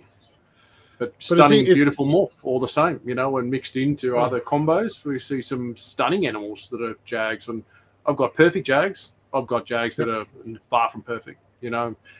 Far from perfect JAGs breed and make other perfect JAGs too. There's no pattern to it. So no, that's right. That's exactly right. And they do make some stunning ones. And it's funny, some people look at stuff and go, that's terrible. But I make, I obviously breed my fluoro JAGs. I didn't produce any this year. But normally I breed them every year. And mate, they're gone. People see, some of those high yellow, fluoro yellow, black and gold JAGs, and they're just stunning. Yep. People seem to go, oh, got to have one. And, I never, ever recommend them to anybody that's new to the hobby. So someone looking to get their first snake or a pet snake, and they go, oh, that's really cool. What's that? I'm like, that's a JAG. That's not for you. It's not, they're not a snake that you want to get out and play past your kids and do that sort of stuff. There's something that is really nice in a display tank or off the side in a drawer as a breeding animal. The less stress they have, the less neuro they show. Leave them alone and let them do their thing, and 99% are fine. So, Yep. it's like any rule, there's always an exception. Doesn't matter what it is. Yeah, So, definitely. Yep. And Corey Farr saying you're finding neuro is less common now. I don't think it's changed at all, mate. I think it's the same as it's always been, mate. It's random. You'll get animals that are perfect even for 12 months, 2 years that suddenly show some neuro. I find animals that are older definitely develop more as they, 6 or 7 year old animals that I've bred. The breeding process definitely, I think, puts the girls under more stress, so that can bring out more neuro. But as far as the stuff that pops out of eggs, some are born with it, in more severe, conditions than what others are. So it's just random. I don't think it's common or less common at all, and certainly not something that's going to be bred out of them. No, there's no link there. Each one is individual. Simple as that. So Kira Jade and Dylan were talking about the book. I think you got there. She was saying almost $170 on eBay. Ridiculous. It's a $39. It was on $349. Eh? Yeah, it's like a $40 book when I bought it. It's just out of print, so some people get ridiculous prices up there. But someone has found it as an ebook somewhere, and it was not a lot of money. So it's definitely available out there for sensible prices. Just download it, print it out, or read it on your iPad or something. Kurt Lively, feed and freeze. Do you mean freeze and feed? Feed and goanna, maybe? I don't know. Yeah, if you've got goannas, the stuff that dies, like that one you said most likely die, well, why waste food? Goannas are the garbage gutses of the universe. I'll eat anything. The more maggots, the better. They do love a little reptile here and there too. Things that pass away or don't make it. They certainly get it done. Yep. Carl Smith, do you guys... Come here. There we go. Do you guys know if there are any reptile shows here in central New South Wales? As in central, like western New South Wales? He's out west, like yeah. Dubbo sort of thing or something like that? No. Nothing, sadly. No, unfortunately. The only ones we're seeing at the moment, Illawarra and Hawkesbury Herp Society, which is, what's the suburb, Brent, near your place? Cambridge Park. Cambridge Park, out West Penrith way there. They're the only two at the moment. We used to have more. I do miss those days. But I think COVID kind of rocked everything. That certainly put a big dampener on having those shows. I think once, society gets back to normal, maybe there'll be the potential to start seeing more shows again, which would be nice. Great. Tina Louise Gamble, great show. Learning heaps. Thanks, guys. No worries, Tina. Glad we can try to help. Corey, you guys finding less common? We've done that. Tyson, can I have one yet, Daz? Sorry, mate. I threw those ones. I threw yours. They went in the bin. They went rotten. I'm sorry, mate. Or else, for sure, if those eggs had made it, it would have been cheering. It happens. Yeah. Mikhail Middleton, what's the best Jag combo you fellas reckon you have produced? Brent? Just to annoy you, I'm going to say albino pepper jag. Stunning. Get down. Yes, that one. That one. one. It's a stunning jag combo. What a mother father.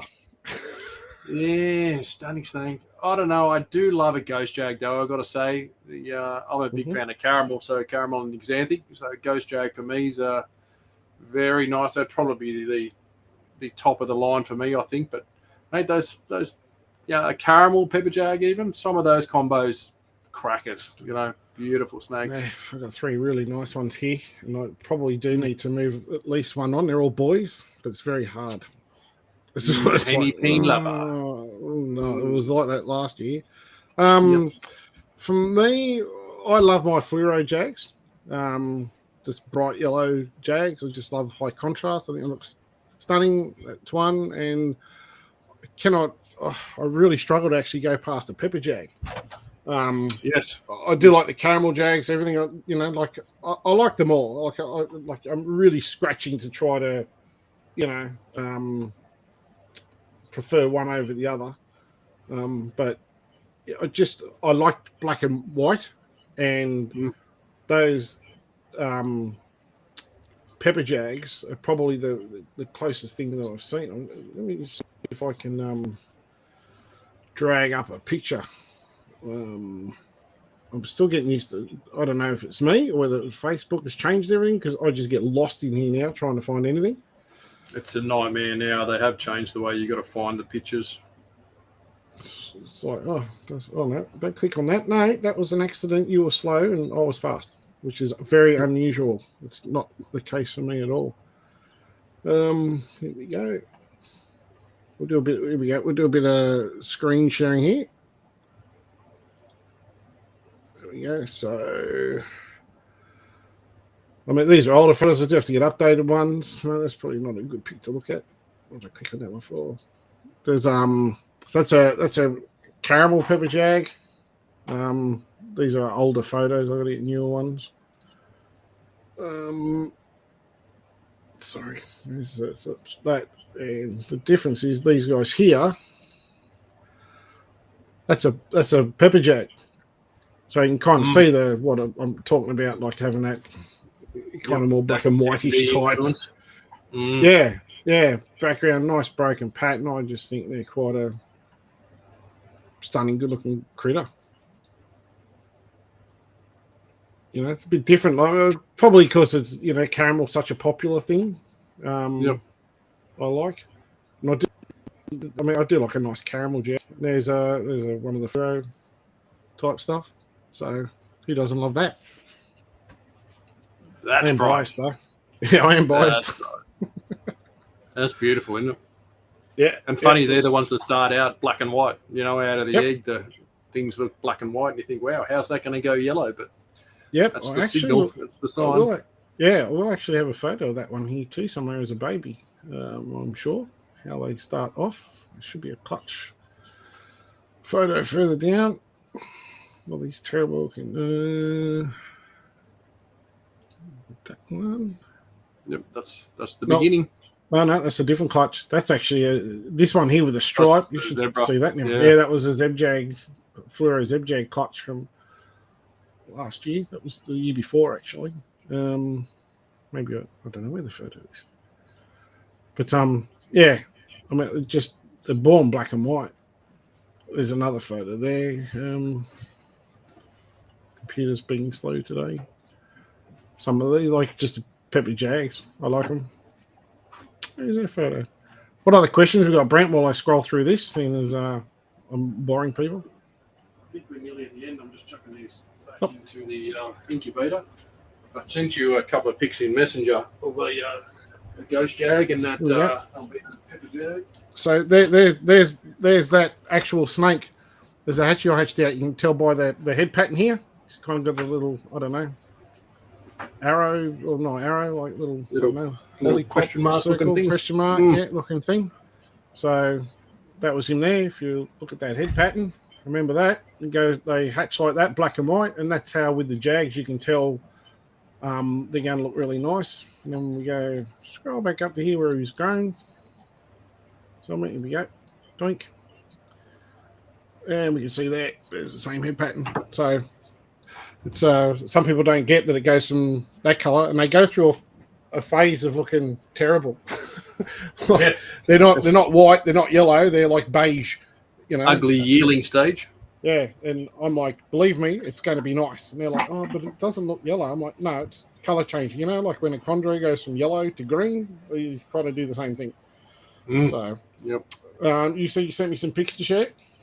Yeah, the ghost jag I sent you in Messenger. That would be one of my favorites. Oh no, sorry, I've got to come off here. So this does mean I've got to change from that one. I've learnt that now. I've got to click up here and I've got to switch this one.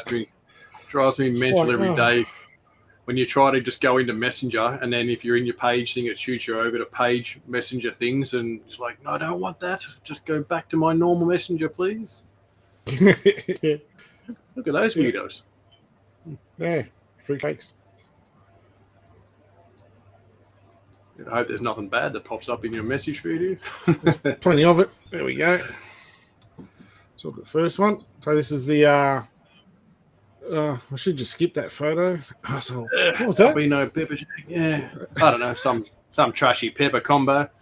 Yeah, Those eyes, though, mate. The eyes do it for me. They are just blood red, insane. I remember when you popped that albino pepper out, and you were raving about the eyes, and I was like, "Yeah, they're red eyes. Get over it." You know, like I was sick hearing about it until you see one and you go, "Oh my god, look at the eyes on it!" Like, yeah. it's like you can be lost staring into those eyes. You nearly get bit in the face so often, just sitting there staring at it. It's like a little bowl of blood, you know, just sitting there. So deep, though. Yeah, and I like how even when you go to the caramel side of things or the other stuff, it's black.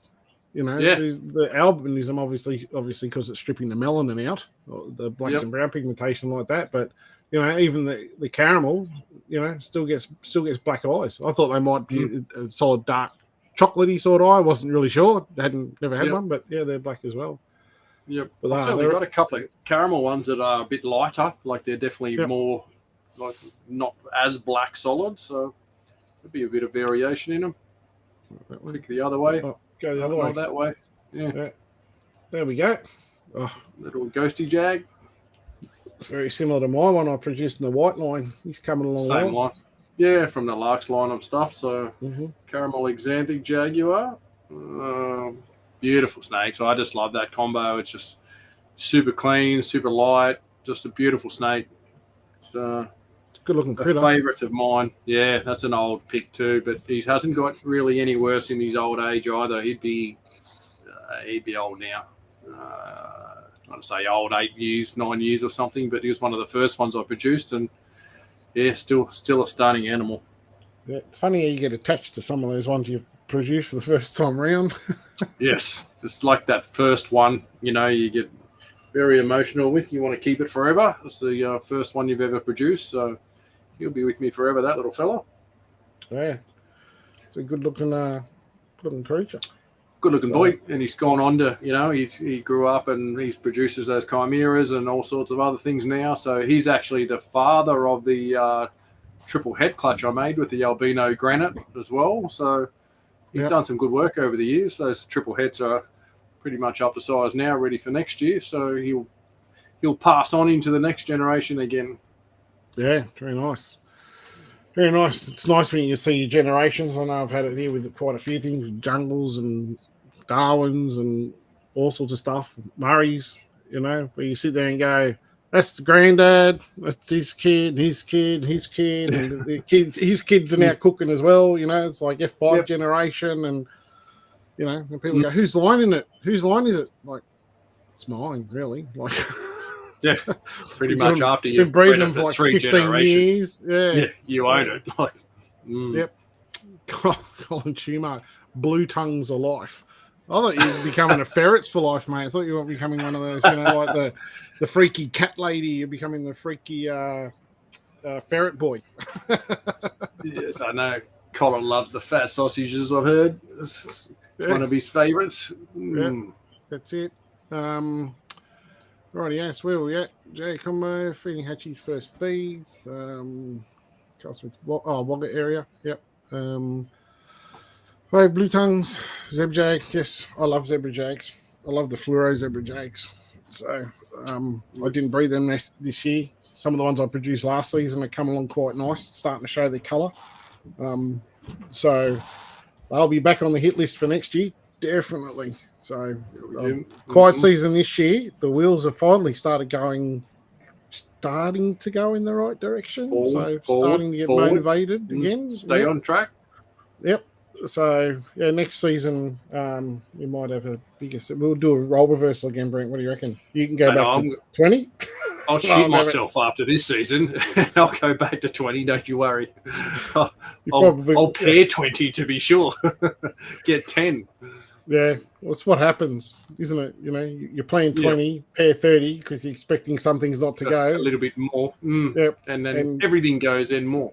Yeah, and then you think, I'll put this in with that, as you've experienced this year. See, Brent always used to give me heaps because I'd suddenly go, I found another clutch today. Yeah, I'm like, how do you find a clutch, you idiot? Yeah.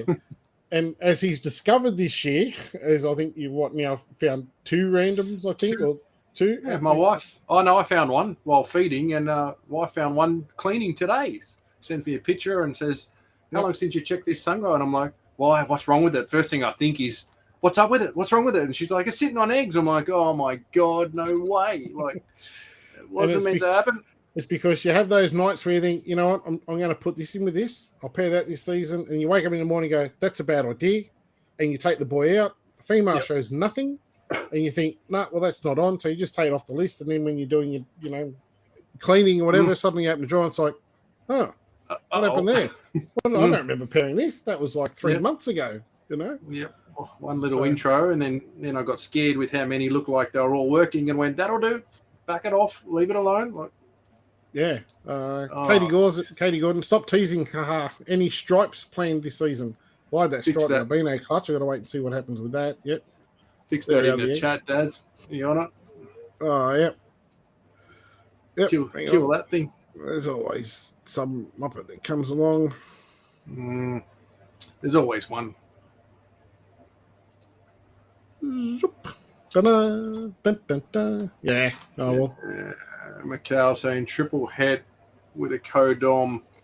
Yeah, mate, I'm doing I paired a ghost jag to a albino granite. So I have caramel jag, triple head, albino granite exantics. So they should produce a huge variety of animals down the track next year, hopefully. Yeah, what's it? Cracking bunch of 5 genes. Crack a bunch. So, and like you say, I tried to isolate. I've kept them all, which is harder than it sounds like. People talk about holding back whole clutches. You've done it, Daz. It's a huge amount of work. It's a lot of food, and you've got a lot of animals just sitting around, just to have all those females there to chase combos later. Yep. So it's big, but I wanted to keep, single stuff so I can make just snow granites and know that it's just a snow granite, not a moon. Just do clutches with caramel, clutches with jag, clutches with all of it. You can mix and match all of those things together to get a variety of results and get a bit more true indication of what you've got. I remember you doing the early pepper clutches when you were mixing zebra and pepper and jag and things, and then we're looking at it going, we don't know.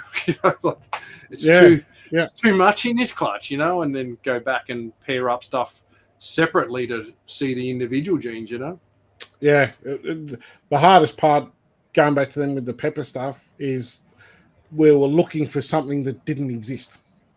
Like you produce an exanthic granite jag.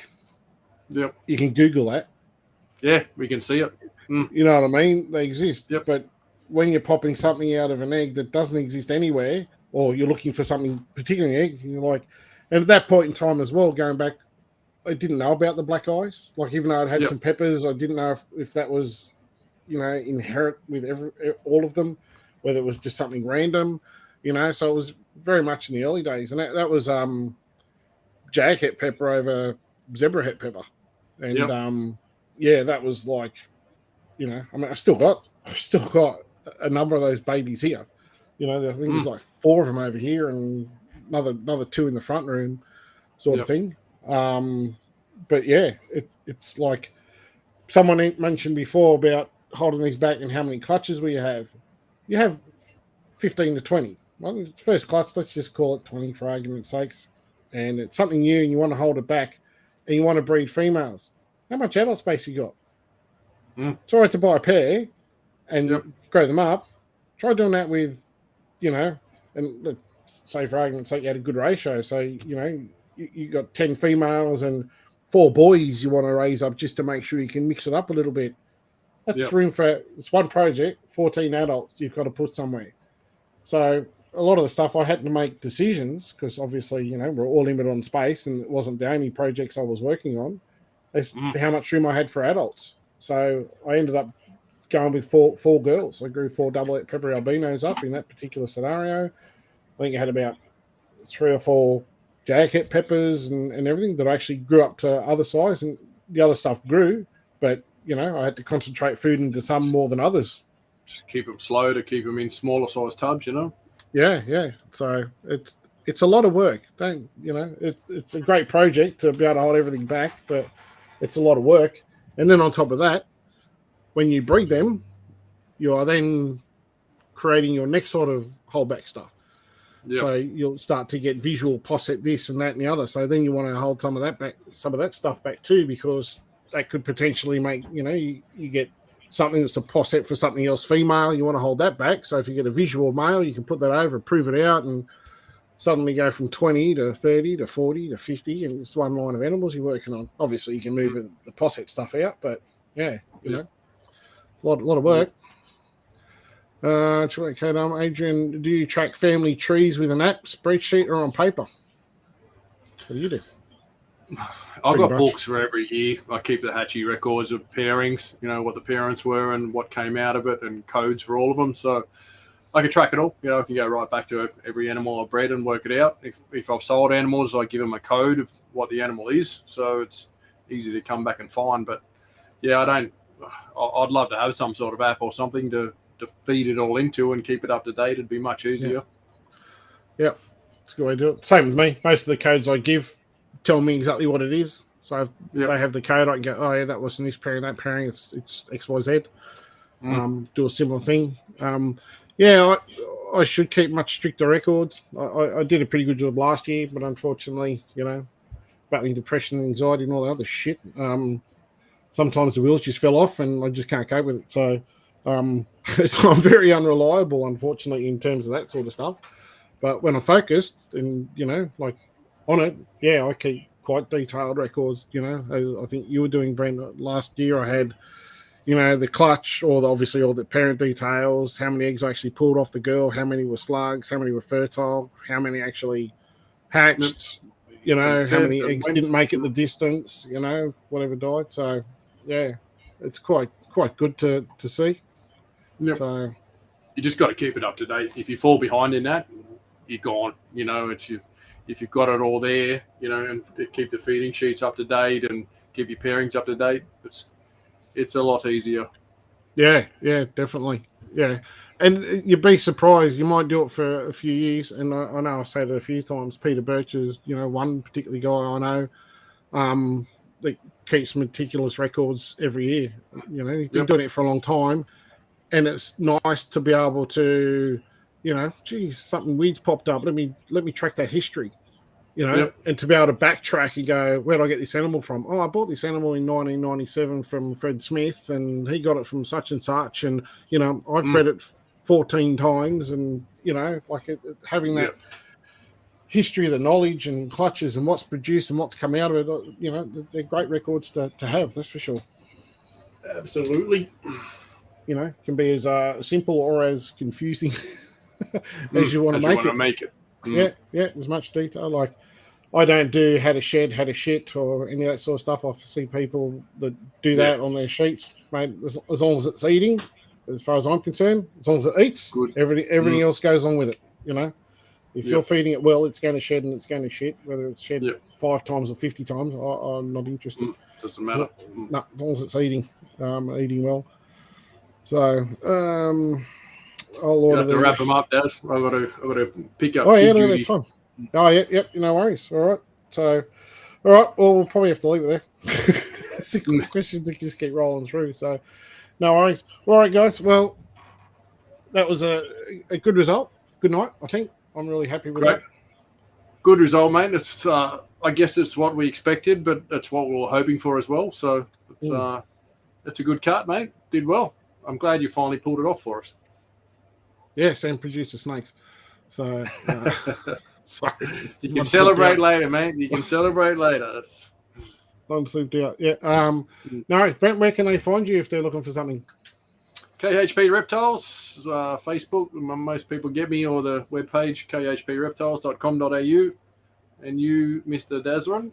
Yep, Rally by Design on Facebook, Instagram, and YouTube, and Darren Whitaker on Facebook. So, by all means, message, ask away. We'll always get back when we can. Brent's probably got a far busier life than me at the moment, but we always get tied up doing our things. But we will always get back to you. I'd like to see my wife. I haven't seen her for a few days, so I might be able to see her now before she goes to sleep. Good luck. Yep. All right, guys. Well, thanks for dropping in. Hope you enjoyed the show. And I'm sure we'll be back soon with another one. So for me, goodbye, good night, and stay safe. And we'll catch you on the